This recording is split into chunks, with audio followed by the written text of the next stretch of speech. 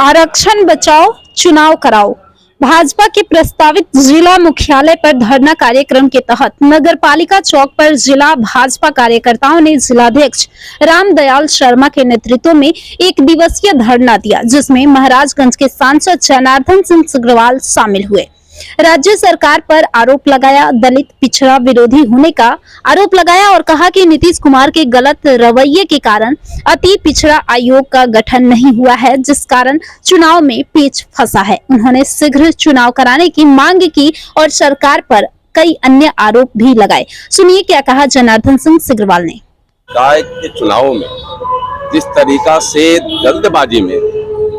इस राज्य के पिछड़े अति पिछड़े दलितों को धोखा देने की नियति से इस बिहार की सरकार ने जल्दीबाजी में चुनाव की घोषणा कर दी। आनन फानन में बिना अति पिछड़ा आयोग का गठन किए और उसके मापदंड के बिना रोस्टर बनाए आपने आनन फानन में घोषणा करके पिछड़े दलितों और शोषितों का आपने धोखा देने का काम किया है। नीतीश कुमार ने कानून के साथ न लेकर करके धोखा देने के नियति से इन पिछड़ों के लिए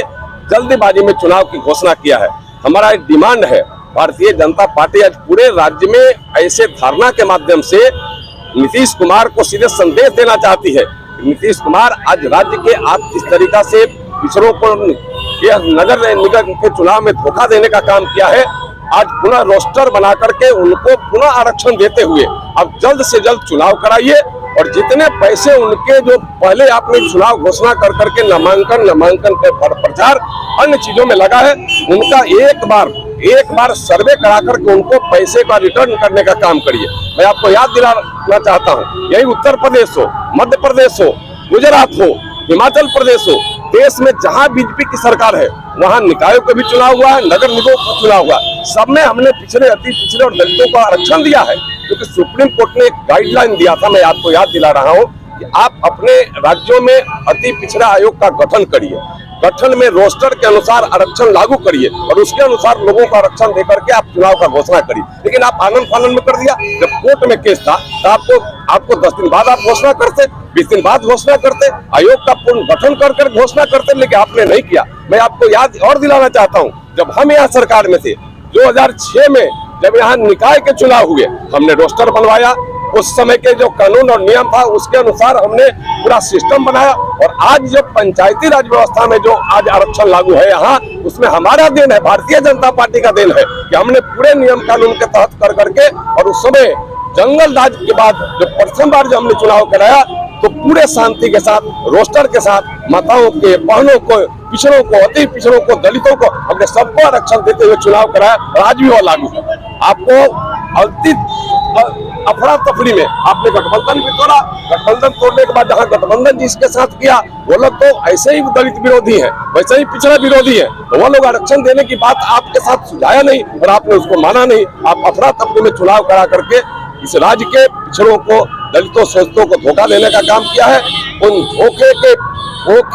वजह से आपको पद भी छोड़ना चाहिए और पद के साथ आप उन लोगों को चुनाव की तुरंत घोषणा भी करना चाहिए, उनका घोषणा हो।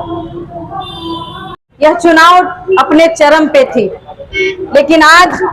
उस चुनाव को बीच में रोक दिया गया। चुनाव सुप्रीम कोर्ट के आदेश के बिना इंतजार किए आनन फानन में चुनाव करवाना, फिर उसे रोकना और उसी के विरोध में आप सभी ने देखा होगा कि आज से 4 दिन पूर्व वर्तमान जो सरकार सत्ता पे काबिज है, उन्होंने एक धरना प्रदर्शन किया था और उसमें यह दर्शाया था कि भारतीय जनता पार्टी अति पिछड़ों के विरोध में कार्य करती है। मैं आपको बताना चाहती हूँ इस मंच से कि 2006 में जब आरक्षण लगा और उस आरक्षण में महिलाएं, अति पिछड़ा वर्ग,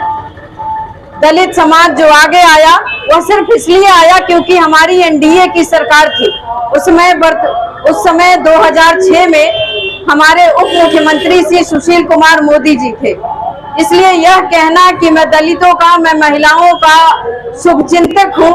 यह कहीं ना कहीं आज की सरकार को शोभा नहीं देती। और माननीय नीतीश कुमार जी, इस बिहार में नहीं पूरे देश में अगर कोई 5 साल का बच्चा भी आपका नाम जानता होगा तो यकीन मानिए शर्म की नजर से इस पूरे बिहार का एक एक व्यक्ति अगर आपका नाम का जिक्र होता है तो ये हर व्यक्ति यही जानता है कि आप सत्ता में रहने के लिए कभी कहीं चले जाते हैं और आप अपना कार्य सिर्फ एक ही आपके मनयोग से करते हैं कि आप कुर्सी पे बैठे रहें। इसलिए हम आज यहाँ इस धरना कार्यक्रम में शामिल हुए हैं, सरकार की नीतियों का विरोध करते हैं और आपसे यह मांग करते हैं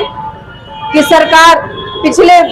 चुनाव में, निकाय चुनाव में जितने भी हर व्यक्तियों के वह चुनाव लड़ने वाले सभी लोगों के जो खर्च हुए उसे कहीं ना कहीं आपको अपने निजी कोष से निकाल करके देना चाहिए। और हम आपकी इस नियम का विरोध करते हैं और सड़क से लेकर के सदन तक आपका विरोध करते रहेंगे।